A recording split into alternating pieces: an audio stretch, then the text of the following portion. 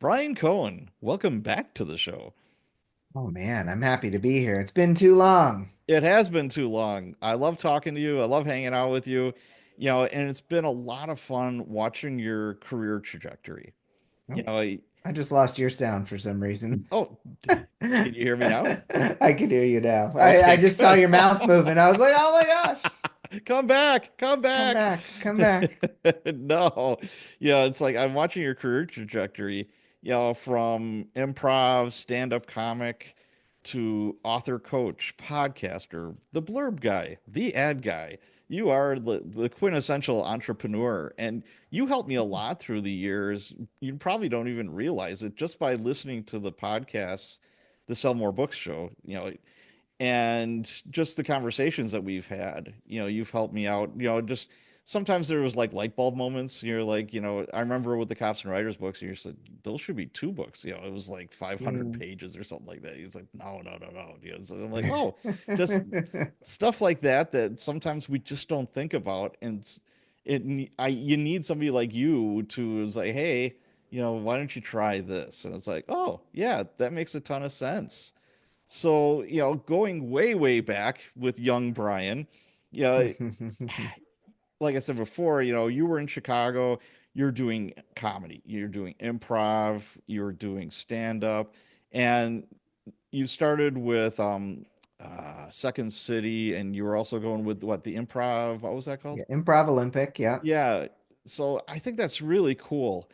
And I keep on thinking to myself, that's when it comes to comedy, that they're some of the most intelligent people I've ever met are comedians. They really have to think on their feet, right? And I think that it just takes so much guts to stand up in front of a crowd and try to make them laugh.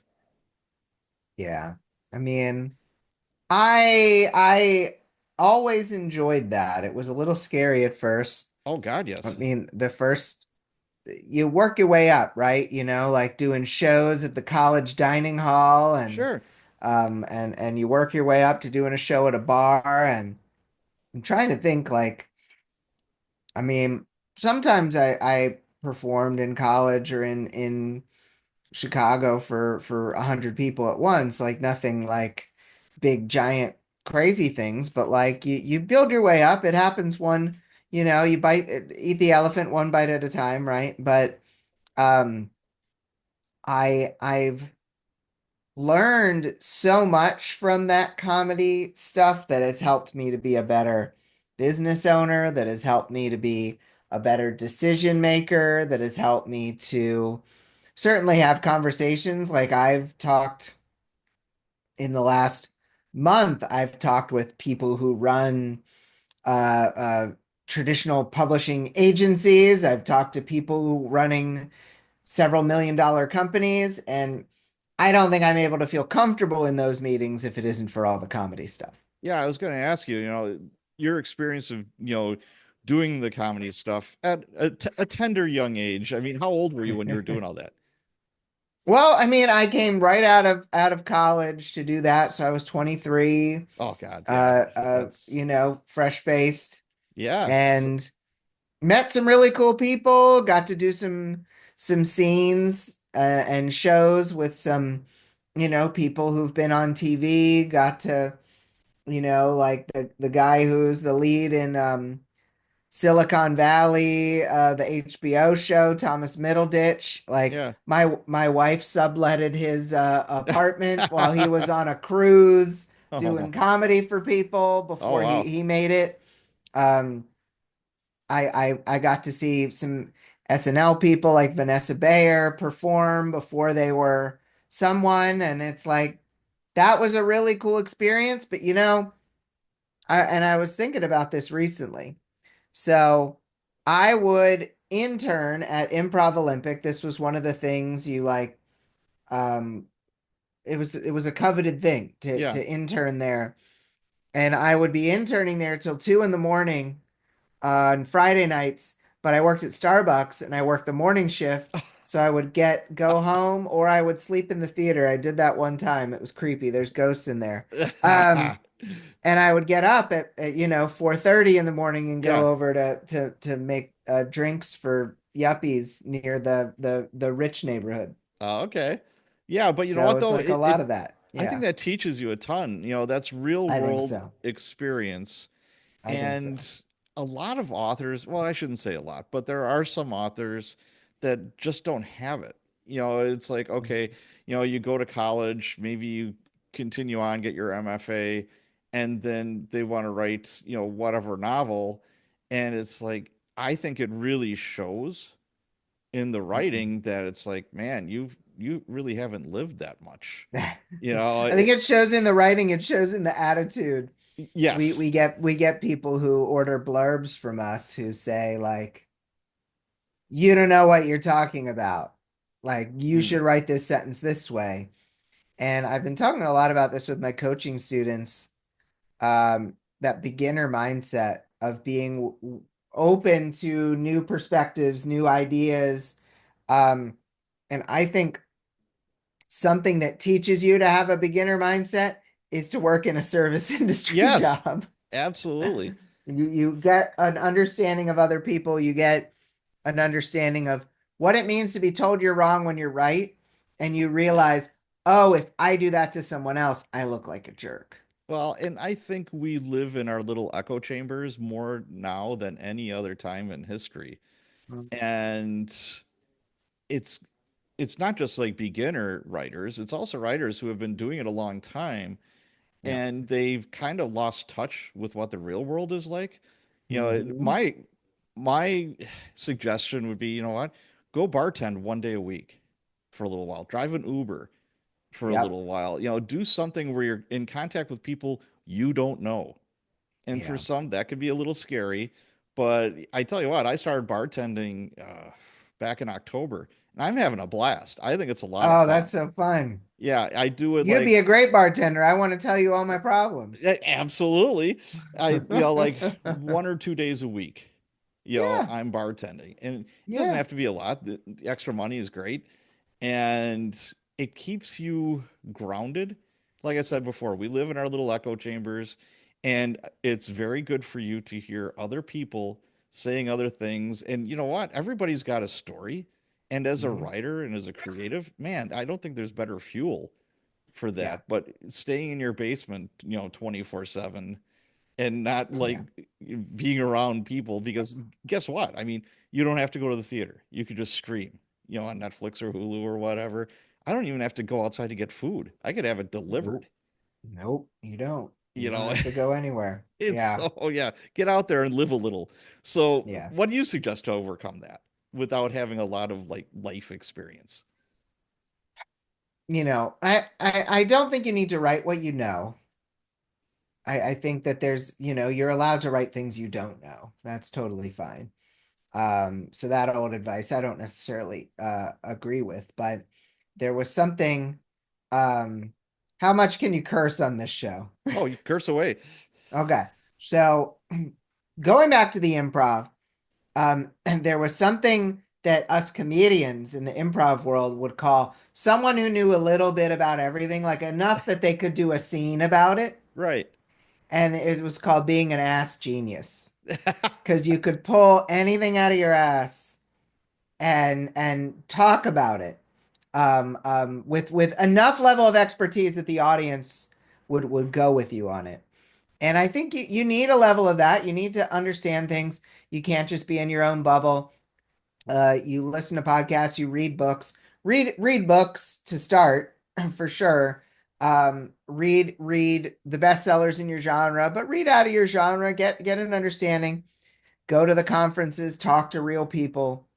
I mean, I think that it is hard because it is so easy to stay in our bubble, to stay insulated, but our work will suffer. Yes, I totally agree. Get out there, put yourself in positions that are uncomfortable, not like Mm, dangerous or anything like that, but you know, yeah. put yourself in a uncomfortable position every now and then, and I think you're only going to grow. It's like working out, right?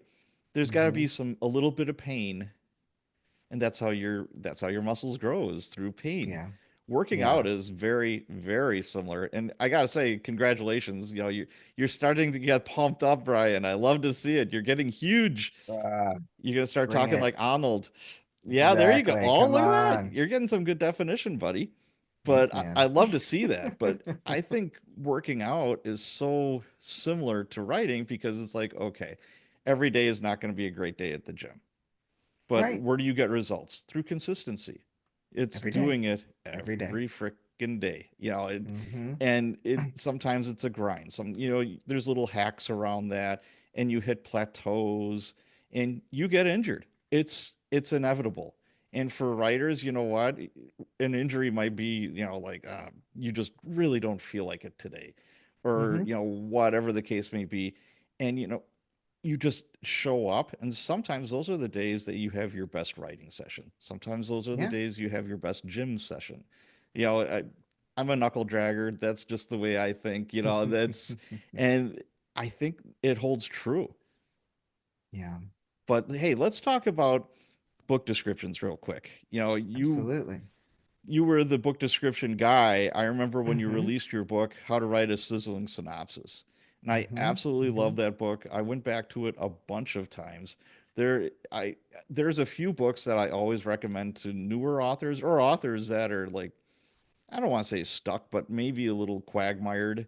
And, Yeah. Yeah. your book, How to Write a Sizzling Synopsis, is like the gold standard, I think, for writing those darn book descriptions that everybody, you get done with your 70, 80,000 word manuscript and you're beating your head against the wall trying to write 3 paragraphs and how to describe it and do it the right way. That Yeah. book and Audio for Authors from Joanna Penn, those are my two go-to paperbacks that have lots of highlights in it. And I've gone back to, a bunch of times.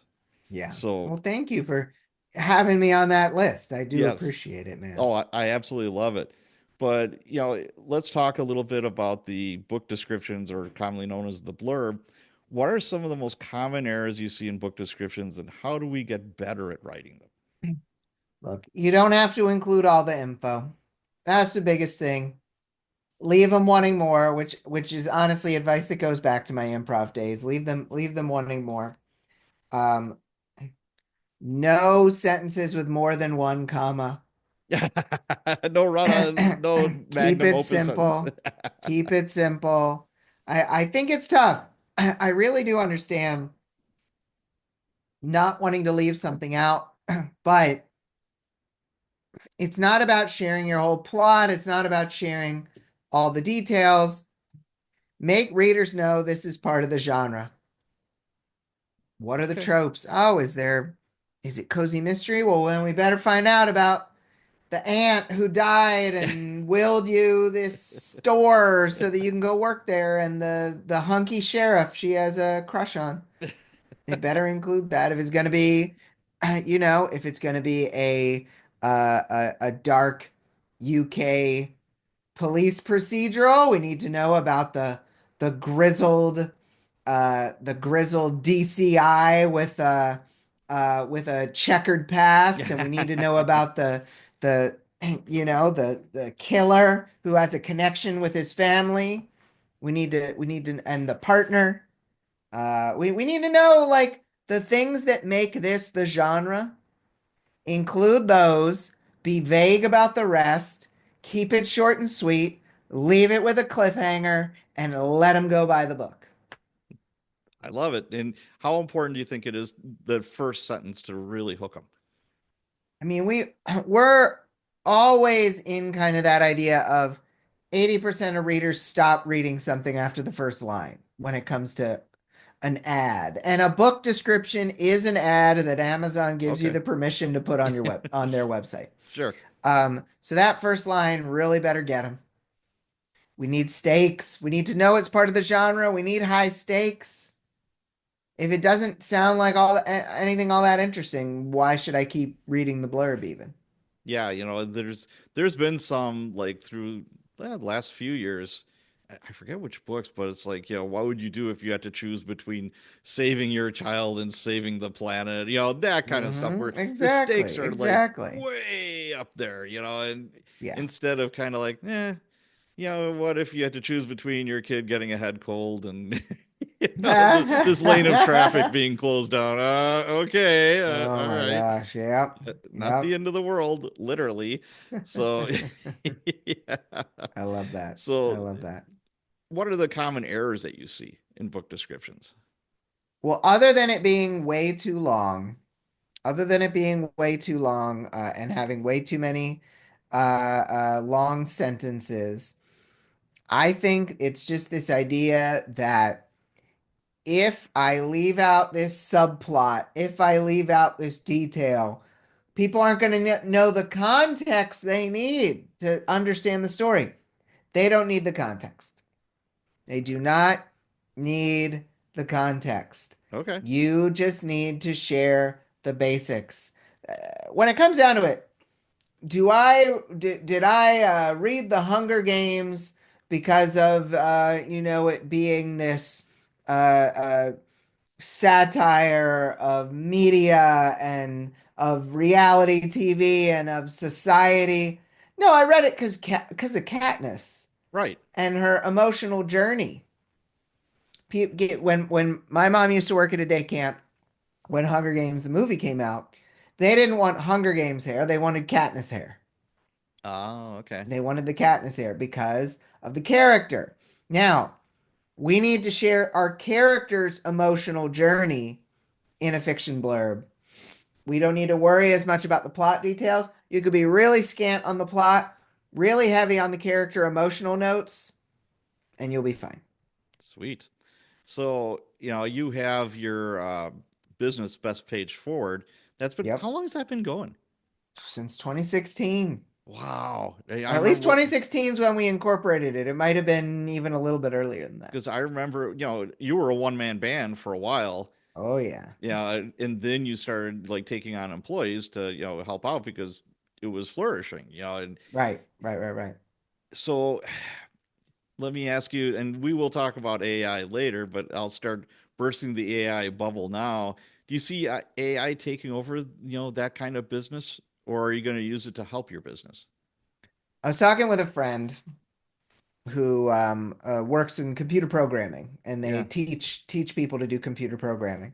And that's one of the things AI has been rampant in is computer programming because AI can do some of the basic programs. Okay.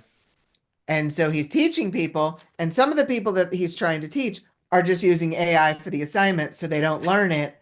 So Oh. when they go to a thing, they can't make heads or tails of it. And that's the same thing I feel like with blurbs. If you don't know what a good blurb is, if you don't go through the work of learning how to write a good blurb or learning who can write a good blurb, it becomes really hard to know if what the AI churns out is any good. Hmm. And so you need to know the ins and the outs of it. Best page forward. I can say this very clearly. We don't use AI in our blurb writing process. We have not used AI. We have not had our writers use AI at any point of the process. We're keeping it human only. Okay. So it's which is some people are gonna say, well, I'm going to go do my blurb on ChatGPT. I'm gonna use. I know Dave Chesson has something. Go do it. That's fine. Just make sure you learn what a good blurb is first so that you can know if the output is any good. Well, the way I did it for my last book, The Good Collar, I did Mm-hmm. my own blurb, but Mm-hmm. I looked at the blurbs that you have done for me. I have Mm-hmm. looked at the book, how to write a sizzle synopsis, and my experience. I also use ChatGPT. It's like give me 10, blurbs with blah blah blah blah blah. 9 out of 10 were kind of garbage. They weren't so great. Yep. Yep. But there was one that was, not half bad. And what it was is I felt like I was brainstorming with somebody else, like with a human almost. Yeah. And Yeah. I took that information. It was not copy and paste, Right. but it's like, okay, these are some good points that I didn't think of. And I'm like, oh, Mm, all right, I'm going to use that. So yeah. it didn't do it for me. And if I didn't have the experience of reading your book, of going to conferences and hearing you and others talking about blurbs, Right. etc., none of that would have made any sense to me. And if I just went with the first one that's, ChatGPT spat out, it would be terrible. It would have sucked. Right. Right. So I guess Yeah. it's So you used a combined approach. I think yes. that's fair. I think Yeah. that's So fair. all right. Well, let's move on to podcasts because we love our podcasts. The Sell More Hmm. Books show. Boy, I've been a very long time listener. It was super helpful when I was new. Hmm. Um, and it's still helpful today, but I think it's really helpful for people who are very new and getting their toes in the water of self-publishing. It's and going through, like, if you have a specific question, you can go through the back catalog and kind of like hunt around and find what you need. But you were a Yeah. long time with Jim Kukral, some time with Claire, and now you're rotating hosts, and you also cut Yes. down the length of the show. Why Right. did you Yeah. do that? Well, I was either going to get rid of it or find a way to make it fit in my schedule. Okay. I really wanted to keep it. I like the show. I mean, now we're coming close on 11 years every single Wednesday, 11 years. Wow. And That's a long time for a that's a podcast. long time for a podcast. We're in the 570s Wow. for that number of episodes. Yeah. And I was thinking it had just been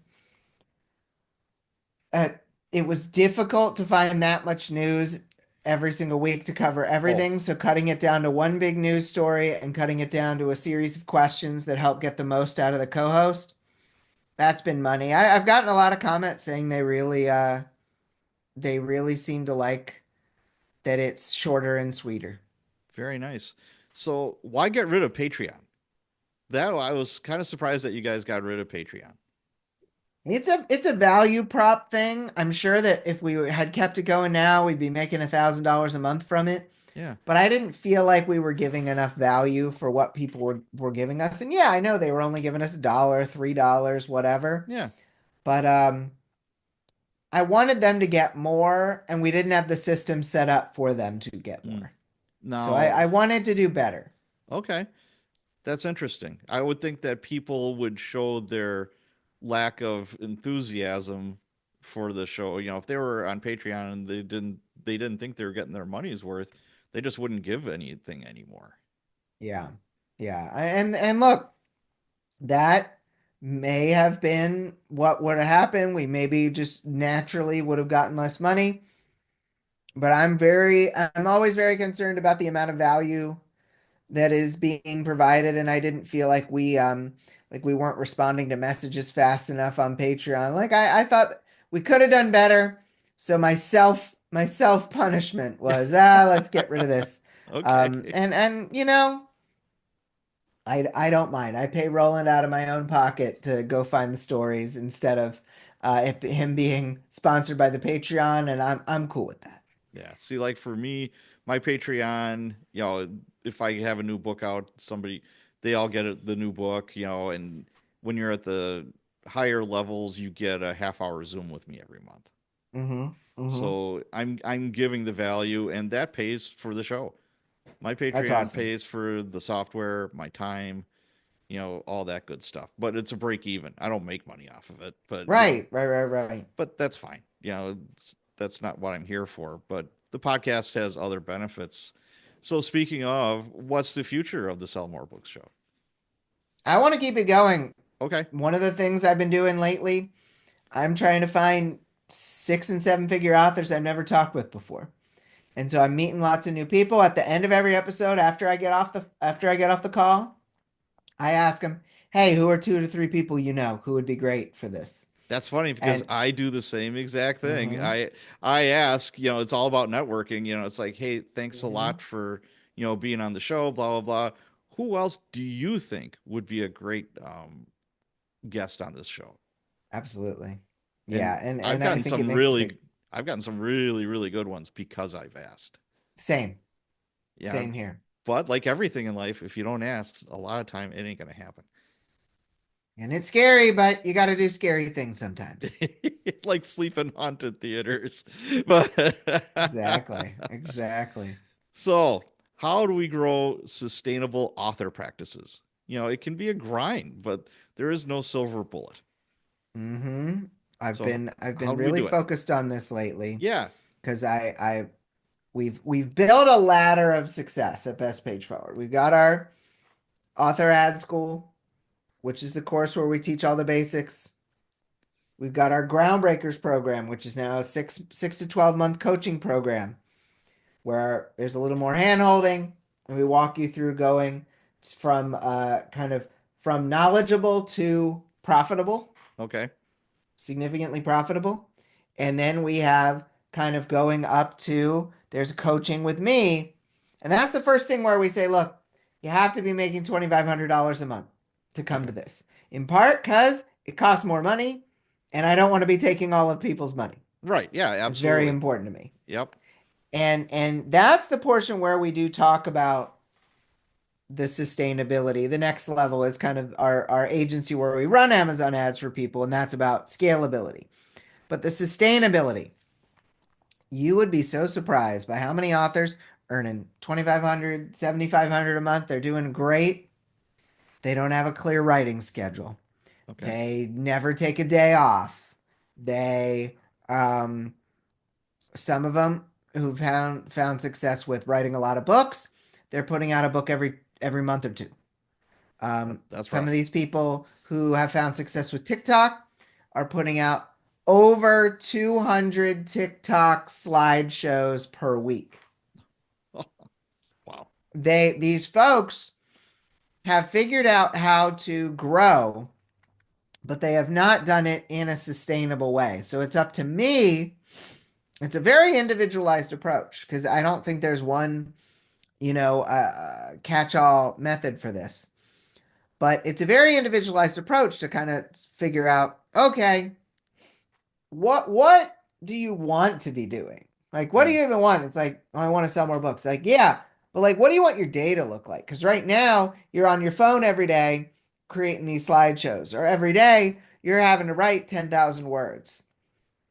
And it's like, well, what do you want it to look like? It's like, well, I would want to write half as much. It's like, great. So how do we boost your sales 50% so that you don't need to launch as much? And then we get into kind of the nitty gritty of what books they have, where they're at. And so I think a lot of it comes down to, and this goes back to Mr. Jim Kukral, who wrote a book to about having a business that fits around your life, Yeah, not a you know what? life I that fits remember him around your saying that. business. Yep. Mhm. And it goes back to that, to figuring out how do we make your business fit around the life that you actually want to have. And so that is the start of figuring out what is your sustainable system. Interesting. Yeah, what I have seen from interviewing hundreds of authors, and I've interviewed everything from like, yeah, I'd say, like beginners to mid-list to seven figures. Yeah. And the ones that are successful, and by successful, making a lot of money and have been in the business for a while, what I Yeah. have seen is all of them work their butts off, especially in the first couple of years. Yep. They really, really pounded out content. Almost to the point, I've known a couple that wound up in the hospital because they put out so much, they nearly Yep. gave themselves heart attacks. Their I blood know pressure at was through the least a ceiling. few of those myself. Yep. Yes. But if they wouldn't have done that, they wouldn't have seen the success, that they have now. They built a foundation. And, for the most part, we're solo acts, and nobody's going to do all of that hard work except for you. And you have to show up every day to do it. I'm gonna put play devil's advocate All though. right. If when you're on that up, when you're headed up, if you start emphasizing sustainability, you can still go up. See, I You just don't don't. need to put yourself in the hospital. See, yeah, I don't And recommend it going in. means some of it might mean you're not a solo act anymore. Right. Well, I remember You one time get I some was help. talking to you, and you gave me Hmm. great advice. I said, I gave in and got a VA. Hmm. And you're like, no, you didn't give in at all. That's not giving in. And I thought to myself, it's like, yeah, he's right. I guess I didn't give in. I thought it was a bit a failure on my part. that Right. I And I sh think a lot of us do. yeah, Yeah. I should have, fill in the blank. Now I use two VAs, Yeah. for stuff that I don't know how to do and I don't have the time or the inclination to learn. It wasn't giving in, it was leveling up. Right. So that's yes, but I think there is this when you're first starting and you're building your foundation for your Yeah. business. You know, it's going to be a lot of hard work. And I see a lot in the author community. It's like, well, I'm going to do this and I'm going to take off then and, blah, blah, before I know it. And then I'm talking to the same authors and they're like, yeah, I haven't written anything in like 3 months. And I'm like, hmm, okay, your business is not going to grow that way. It's Right. like, so I guess it's all about happy mediums and don't wind up in the hospital because you're no good to anybody if you're in the hospital. It is true. Yeah, You're but not going to be able to run Amazon ads if you're in the hospital. no. But but again, it is a lot of hard work. And again, work smarter, not harder. There's, there are some hacks around that without a doubt. And it's like any job, and it doesn't have to be writing. I mean, I worked with guys that were like, say, homicide detectives. Yeah. Once you went to homicide, you didn't have a life. Because I Yeah. tell you what, if you've seen the TV shows, it's like the first 24 or 48 or whatever. That's true. If you have a decent lead on a case, you keep following it Yeah.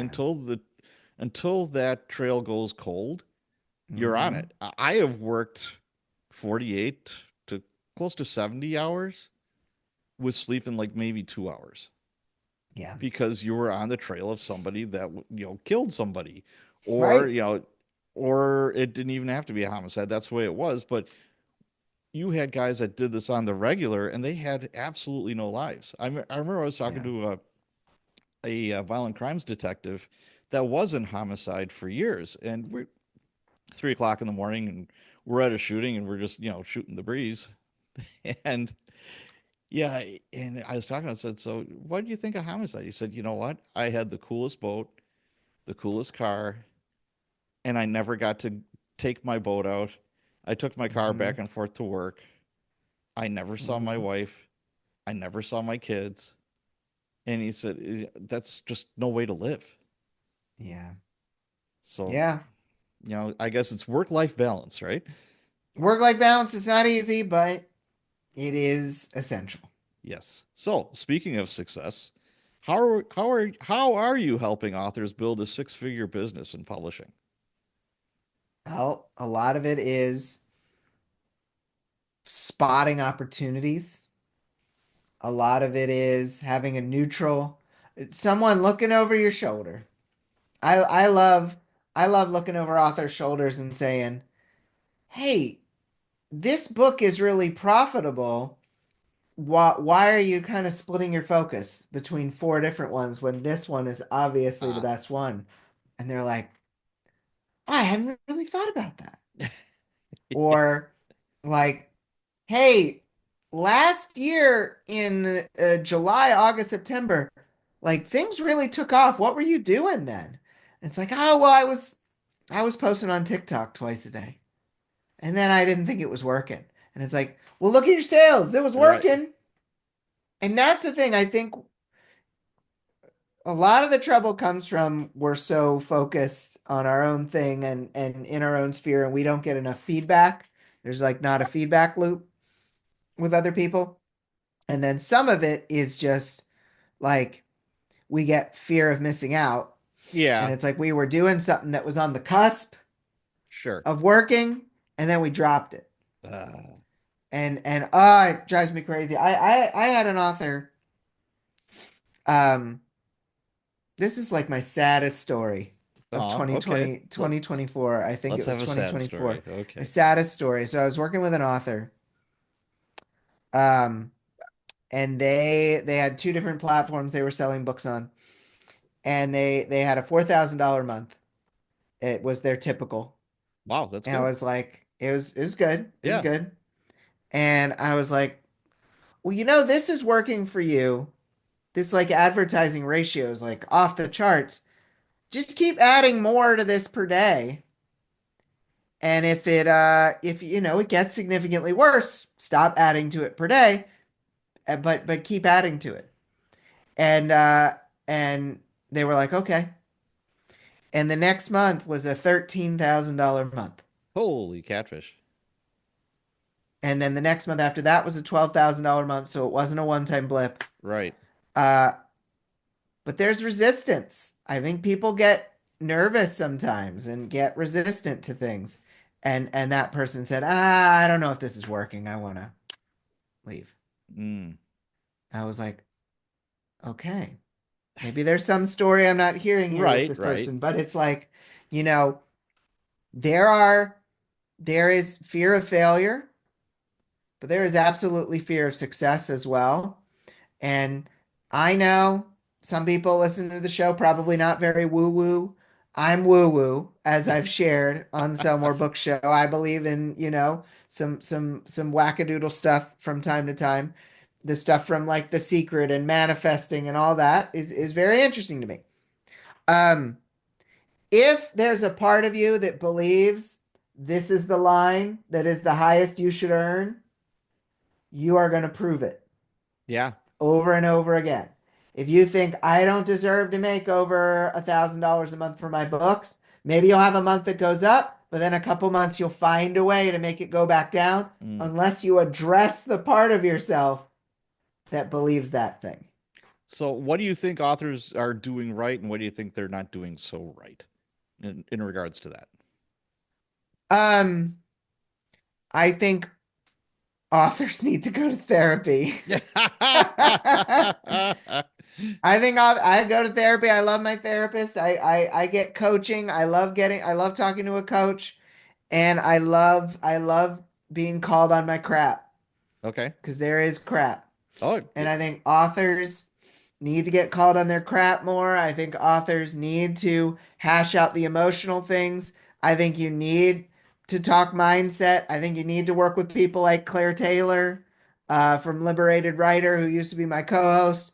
I think you need to go through that stuff because we ignore it because we think some magical sales hack is going to push us to new limits. But in reality, if you have set a ceiling for yourself, you didn't intend it. It's not completely your fault, but if you set this internal ceiling for yourself, no magical course or video you watch or session that you watch at some conference is going to push you past that for long unless you deal with the mindset stuff. okay. Fair enough. For me, I've got like my indie author and not indie author, traditional author like heroes that I'm lucky enough where I can pick up a phone and talk to. Jody Burnett, Yeah. I absolutely love her. She makes that a business and she's doing super super good. She Mm-hmm. was, she bought into, Mark Dawson and James Blatch's course. Yeah, yeah, And yeah. and she took the entire course. A lot of people will buy a course and just kind of pick and choose And and that's a big course. yeah, it is. There is a lot of content in that There course. is, and it's ongoing. They refresh it. Right, right. It's James now, and but he will keep on refreshing what's pertinent and what's new. Mhm. And all I've heard is great things about it, but you have to actually do the work. That and Yeah. Cecilia Mecca, I absolutely love her. Oh, yeah. I met her and her husband Mike in an Uber on the way to your pizza party, Ah, it's the amazing. first 20 books to 50K in Oh, I 2017. remember.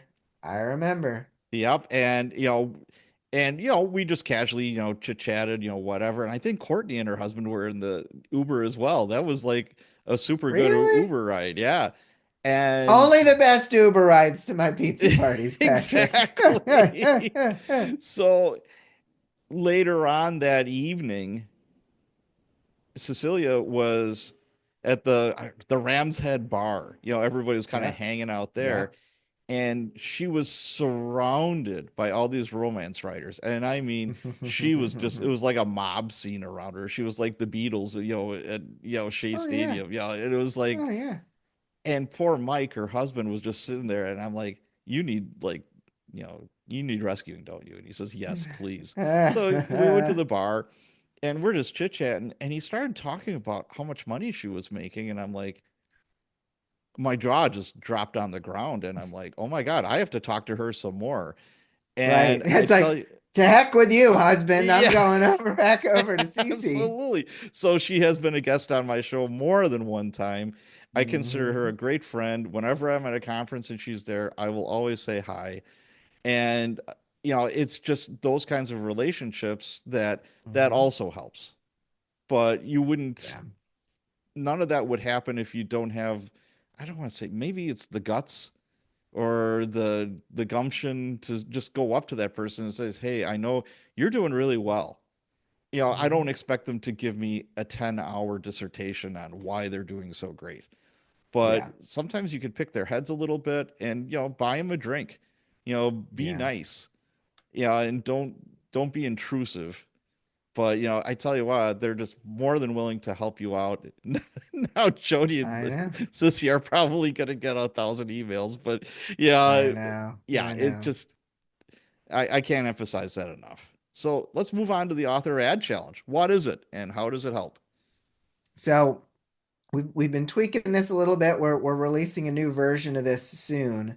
But essentially we teach authors how to set up the ads, how to look at what profitability is and what it isn't, how to work on getting your book to convert better, make it take fewer clicks. And we've done this challenge for 30,000 plus people. It's been great. Amazon's promoted it. We're big fans of this thing, and it's been a long, good road for it. We've done it over 20 times. Now, is this Amazon exclusive, or do you sprinkle in some Facebook ads, or what does that look Mostly like? Amazon, mostly Amazon, but there's some stuff that's important for figuring out for your book too. And Okay, so it's not, it's it we don't talk about Facebook ads in that. We do talk about it a little bit in our ad school course, but we don't talk about it. Look, let's figure out one platform at a time, shall we? right, right, right. So it's Friday, March 21st, 2025. What do you think is pushing the needle the best bang for the buck regarding ads? It could be Facebook, it could be Google, it could be Amazon. What It what do you hasn't think? changed much. It's still, look, Amazon ads work better than Facebook ads because they're cheaper and because you don't have to jump from a platform where you're looking at posts to a platform where you're buying something. You're already on the platform where you buy stuff. Okay. The problem is Amazon ads are a little fickle, a little funny, and they're a little slower. So people who are hungry for fast results go to Facebook and say, see, those Amazon ads weren't working. But our author ad agency, we've been working with authors who are making, before they even come to us, some of them $10,000, $20,000 a month, and a lot of them are putting $5,000 a month to Facebook and like a couple $100 to Amazon. And Okay. we find that Amazon ads do an awesome job at getting a book that has already spiked a little bit to keep it where it is. Okay. So if you have a book that, it's never really sold that well, you could make a few sales here and there. If you're like a big time person and you get a book into the top 2,000 in the store when you launch it, Amazon ads can keep it there longer, which is really, really nice. But what Amazon ads do from the challenge perspective and from the perspective of what's the best bang for your buck, they give you a really clear idea of, does this book make me money with the easiest method, the cheapest clicks? Does this make me money once I've run it for about 100 clicks? And if the answer is no, no magical push button idea is going to make it sell any better. So it gives you an idea of what to do going forward. Do I continue down this path or do I try something different? Interesting. So like I just ran a promo bundle with my new book with Hello Books and Yep. Bargain Booksy. Yep. And I did e-reader a couple of days ago. Would this Hmm. be like the ideal time? Because right now the book, in the Amazon store is hovering right around 12, 13,000. Look, when you're at a high watermark for the book, Yeah. definitely run ads to it. So kind of strike while there's still like, Strike while the algorithm is nice, warm, and buttery. Yeah, okay, get gotcha. get in there. Get That in makes there. sense. I might do that Hmm. today. Wow. So, what are some of the best marketing practices for fiction, nonfiction, memoirs? I mean, or it kind of amalgamate like together, or what does that look like? In addition to the Amazon ads, look, you got to build an email list. Sure. You just got to build an email list. Nobody wants to build an email list. I get it. You got to build an email list. That's why I got a VA, by the way, because I didn't Yeah, want to deal with it. And I'm like, okay, I, here's somebody that knows what they're doing. I don't. Have at it. I know a lot of people who use a VA for their email list Yes. because they don't want to do it. Um, but if you have write fiction, Amazon ads and email lists can make a big difference. If you write nonfiction, I you run the Amazon ads, but your email list is even more important because you might be able to sell courses and services on the back end. Right. You and I have had this conversation before. Yes. Um, if you write memoir, um, I've seen some memoirs, I've seen some biographies do pretty well on Amazon, but honestly, you might do better from building your email list and trying to get speaking engagements Mm. to talk about your story because it's going to be hard, especially if you're only writing one memoir. It's going to be hard to make enough profitability off it, but people like to hear people tell their stories, so I would consider looking in that direction. Yeah, like the nonfiction stuff, obviously, a lot of times it branches off into other opportunities for you. It's a part of a funnel Mhm. where you're like, Mhm. okay, like you said, courses, speaking gigs, all that kind of stuff. And I've got a lot of cop friends, literally all over the world, that have a great story and they wrote a book. And I'm like, okay, now it's time for you to get up in front of an audience and tell your story because it has value. Bring your book with you. That's your calling card. And it Mhm. gives you more credibility. And it's like now you're the authority on whatever the topic is. It's like, oh, look, he wrote a book. Yeah, like I Mhm. said, I was bartending. I've had people say, hey, that bartender, he's written books. All of a sudden now you're like a celebrity because you wrote a book. And they don't even know what's in Yep. it or how good it is, to tell you the truth, but they're like, wow, that's kind of cool. But it does push you up, you know, in the eyes of others. My daughter says, my daddy's famous. You are And so, famous. If you've ever been, oh, I tell you what, Brian, if you ever seen yourself at a conference, or one time, it was one of the 20 books conferences, and there was literally a line of people that wanted to talk to you, like a mhm. line. I get that on video so that I could actually reminds me, I gotta go find that because I should use it in my social media at some point. Yes, and I will attest to that because I saw that and I'm like, oh my God, look at that. Poor Brian. He's got like this. They won't let him inside this like one room, because you've got this Oh no, gigantic line. it's all I enjoy it. It gives me an opportunity to talk to people I know, and but it's fun. But yeah. it's a different dynamic from, I go to a conference, nobody knows who I am. And we'll talk about Yeah. conferences a little bit later. And things have changed, through the years. But right now, I want to talk about AI. Hey, the cows are out of the barn, kids. Where do you Hmm. see it going for authors? And how do we use it to help our author careers? Look, I brought it up earlier. There are other industries that are using AI.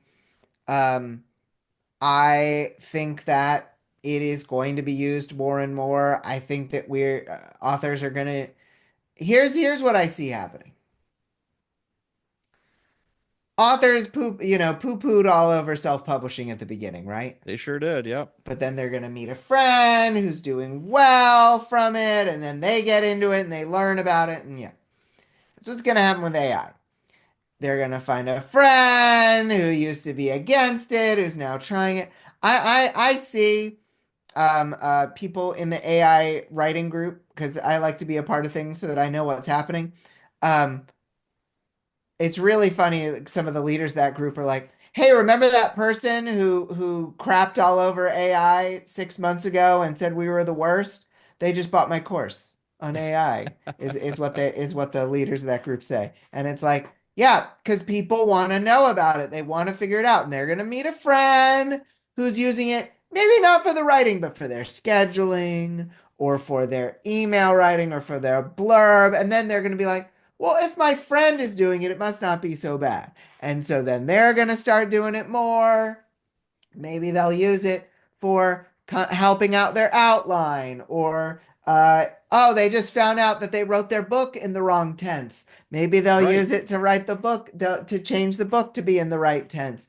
They'll slowly but surely move over to it, and there will always be people, just like there's still people who think that self-published authors are wrong or evil or bad. There are going to always be people who think that AI is wrong or evil or bad. But the play keeps going, Well, and what, people are going to figure it out. Yeah. Grammarly, Hemingway, Pro Writing Aid, I mean, Hmm. all this has some kind of AI built into it. Yeah. Yeah, there's no getting away from it now. It's just Yeah. how can I use this to my advantage Right. is the way I look at it now. Right. And I don't use it much. I don't think I use it pretty much at all right now. But I'm not going to say never. I'm just going to say, look, let's see how things shake out. I'm interested to see. I'm like a casual neutral observer of the whole thing. Okay. I'm not a big cancel culture person anyway, but I am not going to cancel anybody for Right. using AI. I am going to watch and I am going to see what people do. And over the next few years, real hot take here, folks. More people in 3 years in the author community are going to be using AI than they are now. Yeah, Hot absolutely. take, hot off the presses. You heard it here first. Well, it's funny because put up my book, The Good Collar, 2 months ago, and I got a thing from Amazon. Hey, you're eligible for this beta for, the AI narrator Yep, if yep, you want yep, to make yep. this into an audiobook. And I didn't even look into it because I don't think it's there yet. But that's Right. fiction. For nonfiction, eh, you know what? Maybe so. Yeah, I because I love audiobooks, by the way. I absolutely love them. me too. And I think it's a performance. Whoever that narrator did, that is a vocal performance. There's Hmm. talent there. And I don't think AI is even close to that kind of talent. Maybe it will later on. It probably will. But for now, no. Not for fiction. Yeah, yeah, That's the way I look at it. But yeah. speaking of Understood. AI, there was a article that came out in the Atlantic. I just saw that this morning about Meta that took I don't know how many millions of words from pirate sites Hmm. to Hmm. train the AI, their I heard about AI. this. I heard about And this. Yeah, boy, social media is blowing up. Yeah, I know. it's. I, did you see the article? I saw some of the social posts about it. Oh, okay. Yeah. What's your take? People really shouldn't do things without permission. But when people have already done things without permission, I put that in kind of the it's outside of my circle of control. And if I spend time being angry about things instead of using that time to help people, then I have lost. Yeah, I think the Stoics have it right when it comes to this kind of stuff. I Yeah. have no control about what Meta did. I don't have the money or the bandwidth to file lawsuits against them or anything like that. So you do have to ask yourself, okay, even if they use my book and I didn't give them permission to use my book, it's already done. And how Mm-hmm. many other sites have used my book, Mm-hmm. for whatever? You could drive yourself banana cakes. It's just like, pirate sites. Oh my God. My book was out for like a couple of weeks and I saw it on pirate sites. And Yeah. I'm like, really? Well, that didn't take long. But, do I lose my mind and, stop doing what I'm going to do and get really angry? And oh my gosh, I'm going to live on social media for the next couple of days and, really rant and rave. And oh, shoot, I forgot about that new book I have that I should be promoting right now, but my brain is like somewhere else. So you got to make the Mm-hmm. choice. Yeah. So Absolutely. let's talk about conferences. What's your conference schedule look like, Brian? Are you heading off to any this year for 25? I just got offered to be a keynote potentially at a conference in 2026. We'll have to see if that happens, but I'm keeping it pretty chill. I ran a conference in October this past year, Self-Publishing Live. I think it went well down in North Carolina, but I'm keeping it pretty light, my friend. There's a lot I can do from home. Okay. There's All a right. lot. I ran a retreat along with Lee Savino, who runs Millionaire Author Mastermind, and in December in North Carolina, just like 7 or 8 people. Yeah. That was a blast. That Oh, I'm was a sure. blast. Having kind of a smaller thing, and I know Sissy does some of those as well. Yes, she does. But I really liked the small group, and I felt good about that. But I'm keeping it light. I don't have any plans right now to go to any conferences in 2025, and I'm kind of okay with it. Okay. Yeah, I'm on the fence of going to BoucherCon. That's Hmm. in New Orleans this year. Never been to New Hmm. Orleans, so I might head down to there. Yeah. For years I would go to 20 books. I went to every 20 books. Yep. And I don't regret it one bit. Craig and Michael did a bang up job, Hmm. especially Craig. He ran the conference. There was a whole Right. lot of Right. Right. moving Right. parts to that, and it became a beast. Yeah. And he is one of the nicest, most generous people you'll ever meet in the indie author community. I've got nothing but mad admiration for the guy. He has been more than generous with his time and knowledge with me and a ton of other indies.